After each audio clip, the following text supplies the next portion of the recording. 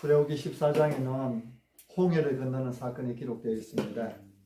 오늘 13절에 보면 너희는 두려워하지 말고 가만히 있어서 여호와께서 오늘 너희를 위하여 행하시는 구원을 보라.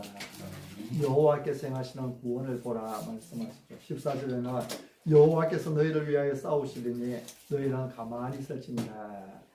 가만히 있어 하나님께서 행하시는 구원을 보라고 말씀합니다. 그래서 오늘 여호와의 구원을 보라는 제목으로 함께 하나님의 말씀의 은혜를 나누기를 원합니다.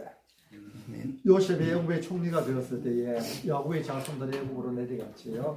이때 애굽에 이런 야곱의 자손이 모두 70명이었습니다. 이들은 애굽 사람들과 섞이지 않고 고센이라고 하는 땅에 구별되어 살았지요. 그들이 비록 70인밖에 안 되는 소수의 사람이었지만 그러나 강대국 애굽 사람들 틈바구니에 끼어 살면서 그들과 섞이지 않고 고센 땅에서 하나님의 백성으로서의 그 정체성을 지키면서 구별되어 살았다는 것입니다. 하나님의 사람들은 이 세상에 살고 있지만 세상과 섞여 사는 사람들이 아닙니다. 우리가 비록 이 땅에 살고 있지만 우리는 이 세상에서 하나님의 사람으로서 구별되어 살아야 되는 것입니다. 야곱은 애굽 땅에서 죽기 전에 그 아들 요셉에게 유언하여 말하기를 나는 죽으나 하나님께서 너희와 함께 계셔서 너희를 인도하여 너희 조상의 땅으로 돌아가게 하실 것이라 했습니다. 그리고 자기가 죽으면 애굽이 아니라 가나안 땅에 장사 지내줄 것을 명했습니다. 이들이 비록 애굽의 고센 땅에 살고 있지만 그러나 그들은 언젠가는 하나님께서 아브라함에게 약속하셨던 땅 바로 가나안으로 돌아가게 될 것을 일러주신 것입니다. 요셉도 죽으면서 그의 형제들에게 말합니다. 나는 죽을 것이나 하나님께서 당신들을 돌보시고 당신들을 이 땅에서 인도하여 내서 아브라함과 이삭과 야곱에게 맹세하신 그 땅에 이르게 하실 것이다. 아멘. 그리고 요셉도 하나님께서 그들을 가나안 땅으로 인도해 가실 때에 자기 해골이라도 가나안 땅으로 메고 올라가 달라고 맹세를 시켰습니다. 애굽 땅이 그들의 영원한 처소가 아니라는 것이죠. 애굽 땅은 하나님께서 그들을 번성하게 하기 위해서 그 70명에 불과한 소수의 사람들을 한 거대한 민족으로 이루기 위해서 잠시 동안 머무를 땅임을 그들은 알았던 것입니다. 여러분, 이 세상은 우리의 영원한 처소가 아닙니다. 우리의 영원한 집은 이 땅이 아니라 저 하늘, 저 천국에 있습니다. 우리는 그 나라를 바라보며 살아가는 것이죠. 이제 출애굽기는 7년 대흉년 동안에 애굽을 살렸던 요셉이 죽고 요셉의 시대 사람들이 다 죽고 이제 요셉을 알지 못하는 새로운 왕이 애굽을 다스린다는 그런 내용으로 1장에서 시작을 합니다. 물론 그동안에 이스라엘 자손은 생육하고 번성하여서 그 백성이 온 땅에 가득하게 되었습니다. 처음 애굽으로 내려온 야곱의 자손은 70명 불과했지만 그러나 이제 출애굽할 때 이스라엘 백성들은 민수기에 보면은 장정만 20세 이상 싸움에 나갈 만한 사람들만 60만 명이 넘었습니다. 그런데 그동안에 얼마나 번성하고 강해졌는지를 짐작해 볼 수 있습니다. 요셉을 알지 못하는 애굽의 세왕은 점점 더 강성해져 가고 점점 더 숫자가 늘어가는 이스라엘 자손에게 위협을 느꼈습니다. 그래서 그들을 학대하기 시작합니다. 그들 위해 감독들을 세워서 강제 노동을 시키고 모질게 괴롭히기 시작한 것입니다. 그런데 신기한 것은 그들이 학대를 받을수록 더욱 번성하여 퍼져나갔다는 사실입니다. 1장 12절을 보면 그러나 학대를 받을수록 더욱 번성하여 퍼져나가니 여러분, 하나님께서 은혜를 베푸시면 사람이 막을 수 없습니다.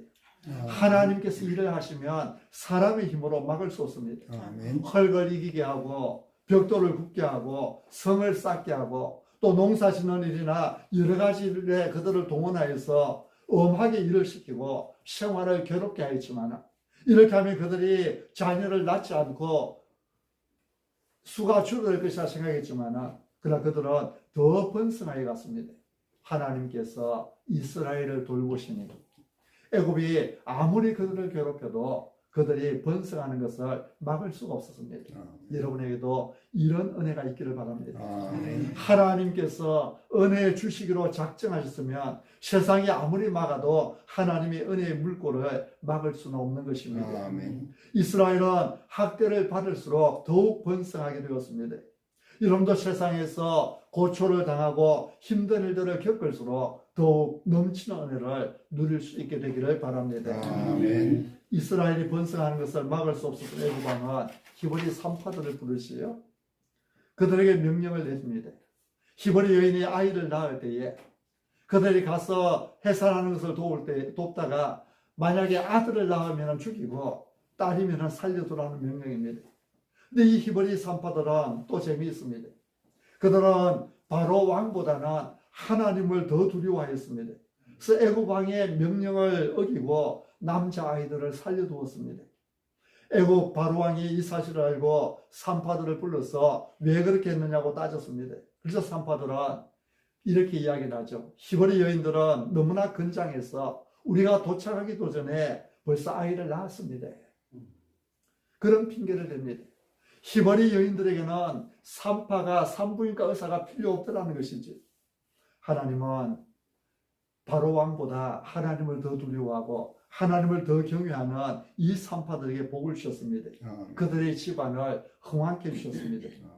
그래서 애굽 왕은 드디어 이스라엘 백성들에게 직접 명령을 내렸습니다. 그들이 아들이 태어나면 나일강에 던지고 딸이면 살려두라 명령이었지.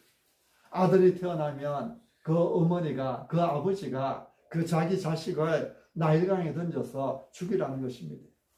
그래서 여러분, 그 시대가 얼마나 힘들고 어려운 시대였겠습니까? 한편으로는 하나님의 은혜가 있어서 점점 더 번성하고 강대해져 갔지만, 그러나 또 한편으로는 그 육체적으로나 정신적으로나 말할 수 없는 고통을 받았던 시대입니다. 육체적으로는 온갖 강제 노동을 하였습니다. 정신적으로는 아들을 낳으면 자기 손으로 강물에 던져 넣어야 했던 그런 시대였습니다. 이러한 때의 백성들은 하나님께 부르짖었고, 하나님은 백성들의 그 탄식하며 부르짖는 고통의 소리를 들으시고 그들을 구원하기 위하여서 모세를 보내주셨지요. 모세는 나이 8살에 하나님의 부르심을 받고 바로왕을 찾아가서 그 완악한 바로 앞에서 하나님의 백성을 애굽의 종살이에서 구원해내기 위한 힘든 싸움을 시작합니다. 비록 힘들었지만 모세에게는 하나님께서 함께 계셨고, 마침내 10가지 재앙을 통해서 바로가 두 손 두 발 다 들게 되었습니다. 이스라엘 백성들은 아브라함에게 주셨던 하나님의 약속의 말씀대로 애굽 백성들에게 검은 폐물을 요구하고 큰 재물을 가지고 애굽에서 나오게 됩니다. 이스라엘 백성들이 애굽에서 나올 때에 하나님은 친히 이스라엘의 내비게이션이 되어주셨습니다. 앞장 마지막 부분 13장 21절 22절 말씀을 우리 함께 같이 읽으시겠습니다. 13장 21절 22절 같이 한번 읽으시겠습니다. 시작. 여호와께서 그들 앞에서 가시며 낮에는 구름 기둥으로 그들의 길을 인도하시고 밤에는 불기둥을 그들에게 주사 낮이나 밤이나 진행하게 하시니 낮에는 구름 기둥 밤에는 불기둥 기둥이 백성 앞에서 떠나지 아니하리라. 아멘. 요즘 기술이 발달되어서 운전하기가 얼마나 편해졌는지 몰라요. 모르는 도시에 가도 내비게이션만 찍어 놔놓으면 알아서 길을 찾아가 줍니다. 하나님께서 그 당시에 이스라엘 백성들의 내비가 되어주셨어요. 하나님께서 그들을 앞서가시며 길을 인도해 주셨습니다. 사랑하는 성도 여러분, 하나님께서 우리의 내비게이션이 되십니다. 그런데 여러분, 하나님께서 이렇게 우리의 앞서가시며 우리의 길을 인도해 주시는데 우리는 하나님을 의지하지 않고 살고 있지 않습니까? 하나님께서 이스라엘 백성들을 인도해 가실 때에 때로는 구름 기둥, 불기둥으로 앞서가시면서 인도하셨습니다. 또 때로는 하나님께서 친히 말씀으로 이리 가라 저리 가라 말씀해 주시기로 했습니다. 이제 출애굽기 14장은 하나님께서 이렇게 말씀으로 모세에게 그 길을 인도하고 계시는 내용입니다. 우리 14장도 같이 읽습니다. 1절 2절입니다. 1절 2절 같이 시작. 여호와께서 모세에게 말씀하여 이르시되 이스라엘 자손에게 명령하여 도리어 바다와 믹돌 사이에 비하리로 곧 바알스본 맞은편 바다에 장막을 치게 하라. 아멘. 하나님께서 모세에게 말씀하시기를 이스라엘 자손들을 돌이켜서 바다와 믹돌 사이에 비하히롯이라는 곳, 비하히롯 앞, 곧 바알스본 맞은편으로 데리고 가서 거기에 장막을 치게 하라 이렇게 말씀하셨습니다. 여기 돌이켜라는 말은 뒤로 돌아가는 말입니다. 하나님은 13장에서 숫곳을 지나서 에담이라는 곳에 이스라엘을 장막을 치게 하셨습니다. 낮에는 구름 기둥으로 밤에는 불기둥이 되셔서 그들의 나아갈 길을 이끌어 주셨던 것입니다. 그래서 에담에 장막을 쳤는데 이제 이스라엘을 다시 뒤로 돌아가서 바다와 믹돌 사이로 가게 하셨습니다. 그리고 바닷가에 장막을 치라고 하셨습니다. 하나님은 이스라엘 자손들에게 장막 칠 곳을 구체적으로 알려주셨습니다. 믹돌과 바다 사이, 바다와 믹돌 사이, 비하히롯 앞, 바알스본 맞은편, 그곳에 장막을 치라. 구체적으로 어디에 장막 칠 곳인지 알려주시는 것입니다. 아주 세밀하게 인도하고 계십니다. 하나님께서 우리의 삶을 인도하실 때에 이렇게 세밀하게 인도하시는 분이십니다. 아멘. 앞으로 나아가야 할 때가 언제인지, 또 뒤로 돌아가야 할 때가 언제인지, 어디서 장막을 쳐야 하는지, 우리의 모든 삶을 앞서 나가시며 세밀하게 인도하시는 분이십니다. 아멘. 여러분, 이런 하나님을 의지하시기 바랍니다. 아멘. 이런 하나님을 날마다 바라보시고 이런 하나님을 만나시기를 바랍니다. 아멘. 그런데 하나님께서 장막을 치라고 하신 곳을 보면요, 영 이상해 보입니다. 지금 이스라엘은 애굽에서 도망치듯이 쫓겨나왔습니다. 그런데 하나님은 이런 이스라엘을 인도하시는데 마치 길을 잃어버리신 것처럼 인도하십니다. 앞으로 갔다가 다시 뒤로 되돌리셨다가 바다로 데리고 가서 바닷가에 장막을 치게 하신 것입니다. 하나님께서 이렇게 하시는 이유가 있습니다. 3절 말씀을 보십시오. 3절도 같이 읽습니다. 같이 시작. 바로가 이스라엘 자손에 대하여 말하기를 그들이 그 땅에서 멀리 떠나 광야에 갇힌 바 되었다 하더라. 아멘. 바로가 말하기를 그들이 애굽 땅에서 멀리 떠나 광야에 갇힌 바 되리라 하셨다 하리라. 이를 표준 세번역 성경에서는 이렇게 번역합니다. 그러면 바로는 이스라엘 자손이 막막한 광야에 갇혀 아직 이 땅을 헤매고 있을 것이라고 생각할 것이다. 그렇게 번역해 놨습니다. 애굽의 바로 왕이 이스라엘 자손을 바라보면서 그들이 광야에 갇혀서 길을 못 찾고 헤매고 있다고 생각하도록 하나님께서 일부러 이스라엘을 이리저리로 돌게 하신다는 것입니다.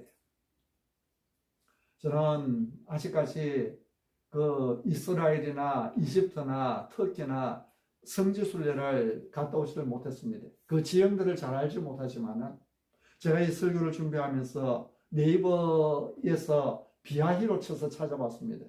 그러니까 그곳에 지도가 나오고 그리고 지형들이 나오는데요.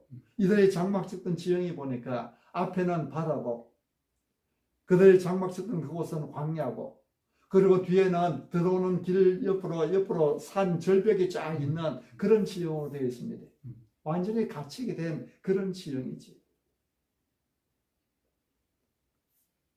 하나님께서 그들을 그런 지형으로 들여보낸 것입니다. 그 지형에 들여보낸 이유는 바로왕으로 하여금 이들이 그곳에 꼼짝없이 갇혔다 그렇게 생각하게 하기 위해서 그렇게 하셨다는 것입니다. 여러분 4절 말씀도 보십시오. 4절도 함께 읽겠습니다. 우리 오늘 같이 읽었어야 되는데 본문을 10절부터 잡은 이유는 설교를 말씀을 전하면서 읽기 위해서입니다. 4절 같이 시작. 내가 바로의 마음을 완악하게 한즉 바로가 그들의 길을 따르리니 내가 그와 그의 공군대로 말미암아 영광을 얻어 애국 사람들이 나를 여호와인 줄 알게 하리라 하시니 무리가 그대로 말하니라. 아멘. 여러분, 하나님께서 왜 바로로 하여금 이스라엘 백성이 길을 잃어 헤매는 것처럼 그렇게 착각하게 하시는 것입니까? 하나님께서 바로로 하여금 이스라엘 백성들이 길을 잃어서 이리저리 헤매다가 바다 앞 광야길에 갇혀 있는 것처럼 그렇게 생각하게 하신 이유가 무엇이냐면 한마디로 하나님의 영광을 위해서입니다. 이 일을 통해서 하나님께서 영광을 받으시겠다는 것입니다. 아멘. 눈앞에서 사라지지 않고 계속 얼쩡거리는 이스라엘 백성들을 바라보며 바로왕의 마음이 다시 완악해졌습니다.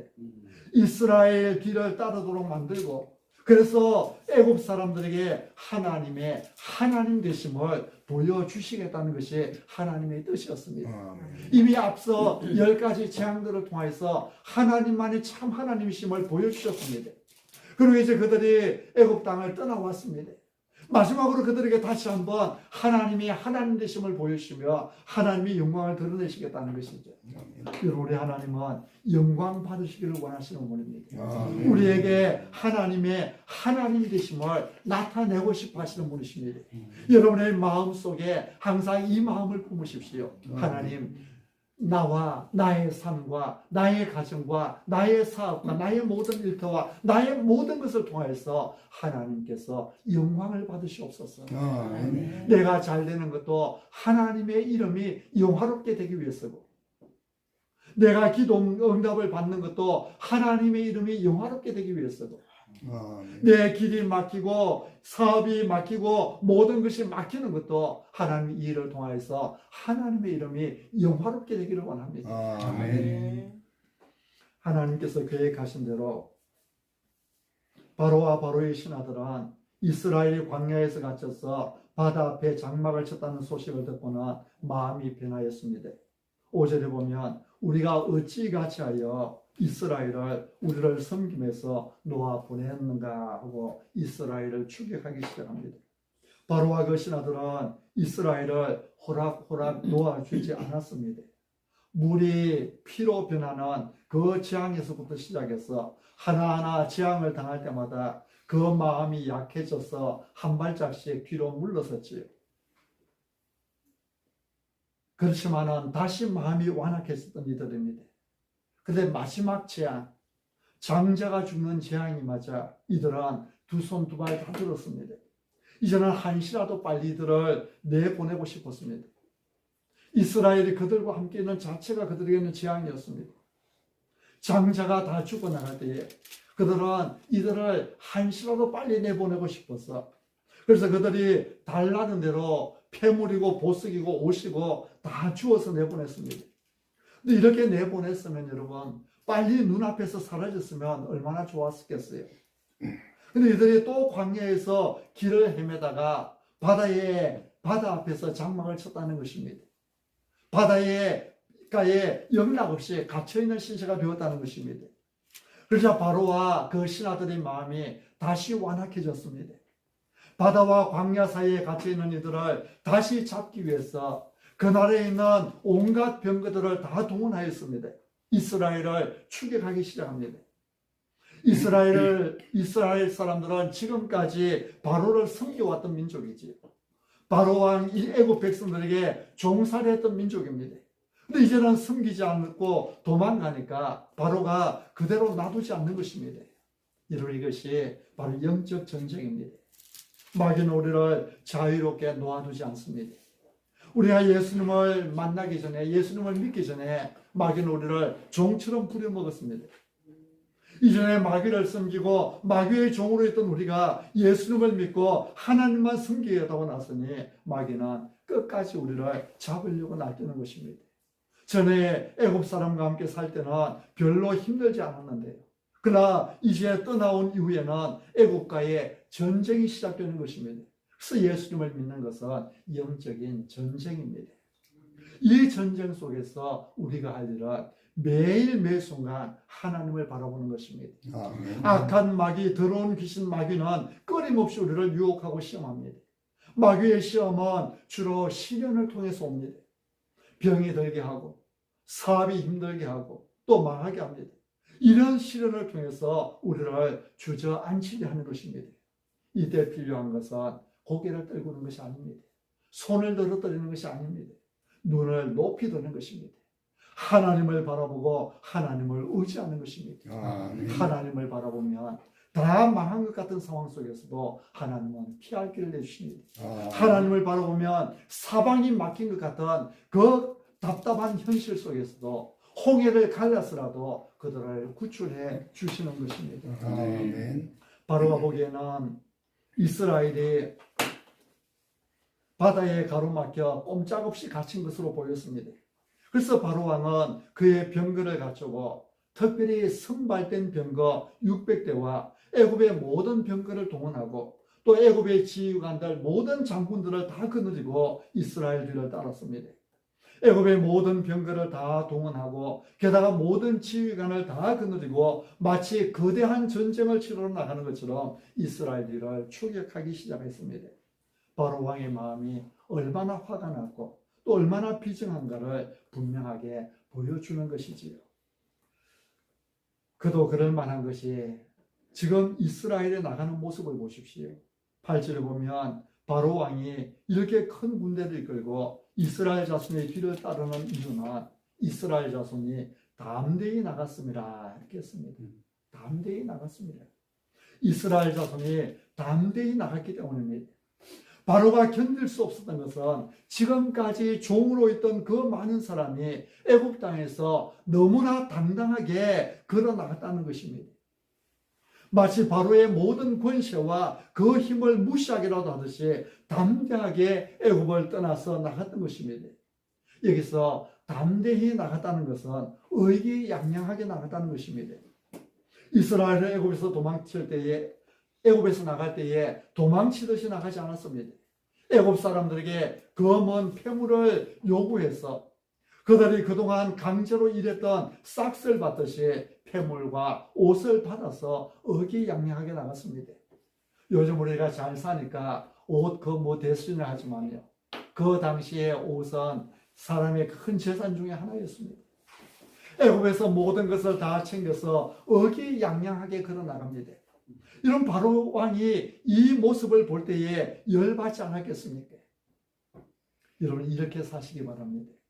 우리는 하나님의 사람들입니다. 하나님의 군대입니다. 세상에 매여서 온갖 염려와 걱정에 매여서 아둥바둥 사는 그런 삶이 아니라 정말 살아계신 하나님을 아버지로 모신 자답게 당당하게 살아가는 여러분이 되시기를 바랍니다. 아멘. 가진 것이 없어도 당당하십시오. 아멘. 배운 것이 없어도 당당하십시오. 아멘. 내세울 것이 없어도 당당하십시오. 아멘. 우리는 하나님의 군대입니다. 아멘. 하나님의 사랑받는 하나님의 자녀입니다. 아멘. 이스라엘이 자기 백성들에게서 모든 것을 챙겨서 너무나도 의기양양하게 나갔습니다. 그런데 그 이스라엘이 지금 어떤 모습을 보여주고 있습니까? 광야에서 길을 잃고 헤매고 있습니다. 앞으로 갔다 뒤로 갔다 또 바다로 갔다가 우왕좌왕하고 있는 모습을 보면서 화가 나기 시작한 것입니다. 분통이 터지기 시작한 것입니다. 아무것도 아닌 것들에게 자기가 항복했다는 그 생각을 할 때에 그 애국 왕 바로의 마음속에 분노가 치밀어 올랐습니다. 그래서 모든 병거를 다 동원하고 지휘관들을 다 거느리고 이제 이스라엘을 뒤쫓아간 것입니다. 이제 10절을 보면 애국 왕이 이렇게 이스라엘을 쫓아올 때에 이스라엘 자손들이 애국 군대를 보았습니다. 뒤쫓아오고 있는 애국 군대를 발견한 이스라엘 자손들이 두려워하는 것은 당연하겠지요. 그들은 하나님의 군대라 불려지지만 칼과 창으로 무장한 그런 군인들이 아니었습니다. 애국 군대가 모든 병거를 거느리고 그들을 추격해 올 때에 그들의 마음속에 두려움이 생기는 것은 당연했습니다. 그래서 그들은 하나님 앞에 부르짖습니다. 10절 말씀을 아까 읽었지만 다시 한번 읽습니다. 10절 같이 시작. 바로가 가까이 오되 이스라엘 자손이 물을 넘어져 애국 사람들이 자기를 위해 일으키자 이스라엘 자손이 심히 노여하여 여호와께 부르짖고. 아멘.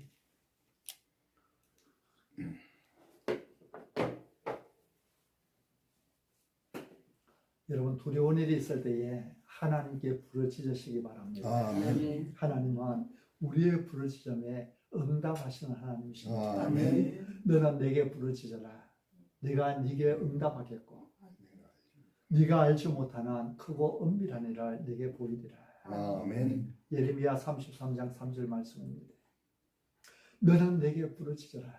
내가 너에게 응답하겠고 우리가 부르짖을 때에 하나님께서 응답해 주시겠다고 친히 약속하신 것입니다. 아멘. 우리가 성경을 읽어보면 성경은 구하라고 하는 명령과 그리고 응답해 주신다는 약속으로 가득 차 있는 것을 볼 수 있습니다.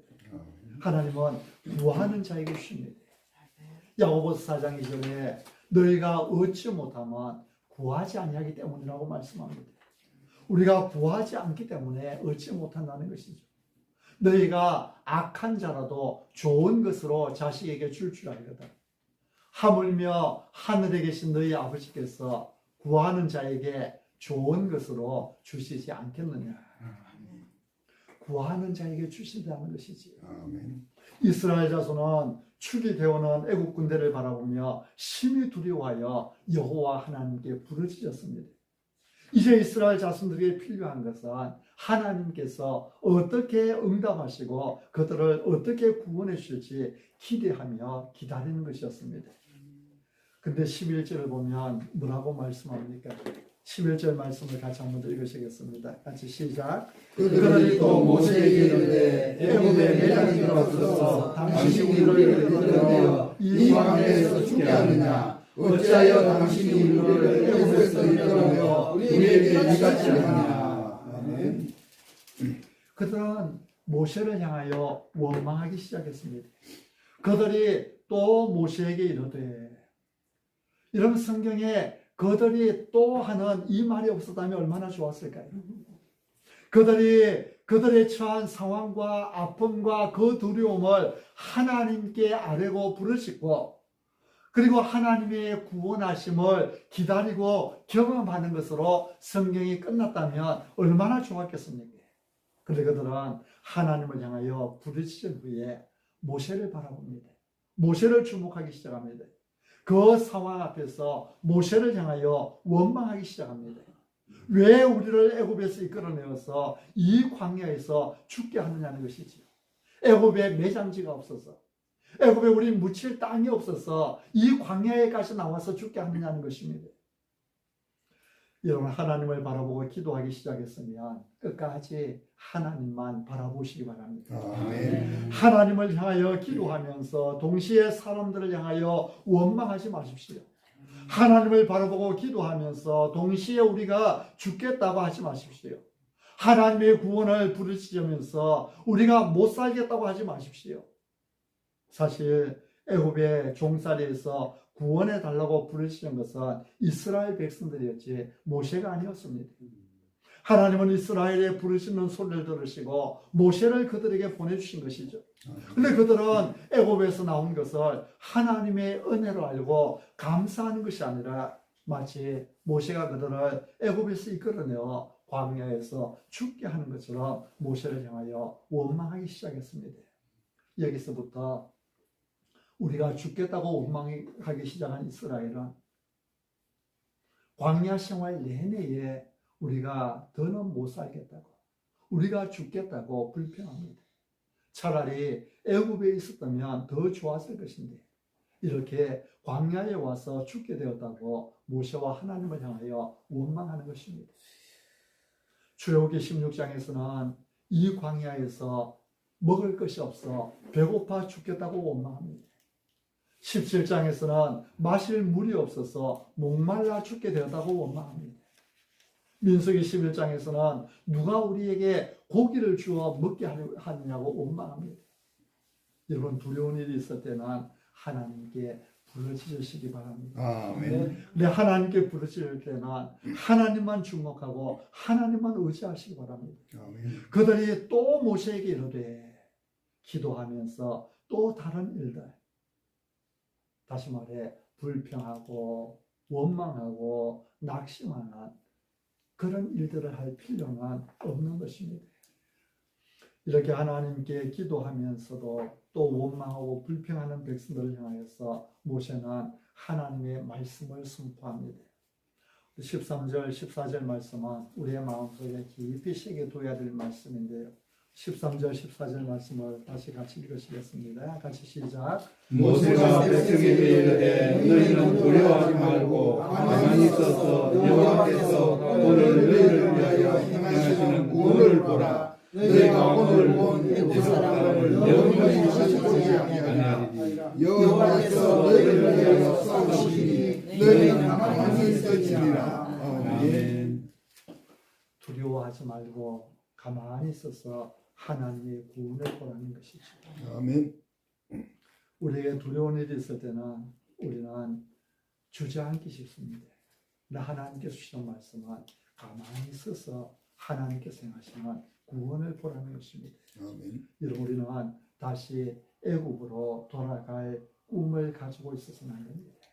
하나님은 이스라엘 백성들이 광야길을 가다가 힘들면 다시 애굽으로 돌아갈 그 마음을 품지 못하도록 미리 그 꿈을 깨버리시는 것입니다. 아멘. 그래서 애굽의 모든 군대들을 동원하여 이스라엘을 공격하게 한 것이고 그 가운데서 구원해 주신 것입니다. 아멘. 믿음의 사람들은 세상을 그리워하며 살아서는 안 됩니다. 언제나 앞에 놓여있는 영원한 천국을 바라보며 살아야 하는 것입니다. 아멘. 우리에게는 살아계신 하나님께서 함께 하십니다. 아멘. 때로는 믿음의 길이 힘들 수 있습니다. 믿음의 길이 어려운 길일 수도 있습니다.